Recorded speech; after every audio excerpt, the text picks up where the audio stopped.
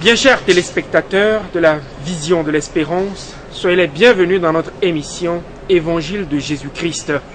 Aujourd'hui, mardi 24 novembre, l'Église Notre Mère nous propose de méditer l'Évangile de Saint Luc au chapitre 21, versets 1 à 4. Écoutons plutôt. Comme Jésus enseignait dans le temple, levant les yeux, il vit les gens riches qui mettaient leurs offrandes dans le tronc du trésor. Il vit aussi une veuve misérable y déposer 2 piécettes. Alors il déclara: En vérité, je vous le dis, cette pauvre veuve a mis plus que tout le monde, car tous ceux-là ont pris sur leur superflu pour faire leur offrande, mais elle a pris sur son indigence. Elle a donné tout ce qu'elle avait pour vivre. Acclamons la parole de Dieu. Louange à toi, Seigneur Jésus.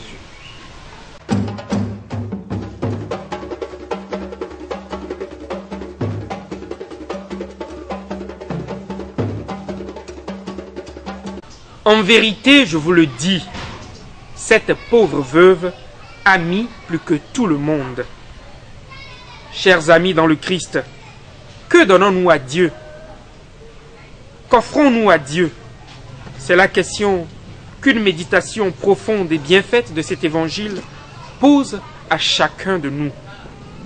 En réalité, nous ne donnons rien à Dieu, car tout ce que nous pouvons lui offrir, humainement, financièrement, matériellement et spirituellement, ne nous appartient pas.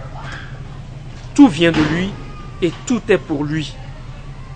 Ce que l'on peut retenir par ailleurs de l'exemple de cette pauvre veuve est que Dieu ne veut pas de notre superflu, de nos trop-pleins, de nos restes.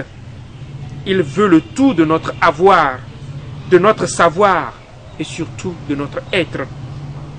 De la même façon, n'attendons pas d'avoir beaucoup avant de partager, parce que certains estiment en avoir trop peu pour partager. Quand il y en a pour un, il y en a pour deux. Et cette maxime est d'autant plus forte pour un chrétien. Chaque fois que nous avons des réticences à donner à Dieu ou à nos frères, même quand on en a très peu, souvenons-nous de cette maxime de Saint Jean de la Croix. Donnez à Dieu de ce que vous avez, au moment même où vous en auriez le plus besoin. À la quête offertoriale, lorsque nous donnons les dîmes, sachons donner de notre cœur en plus.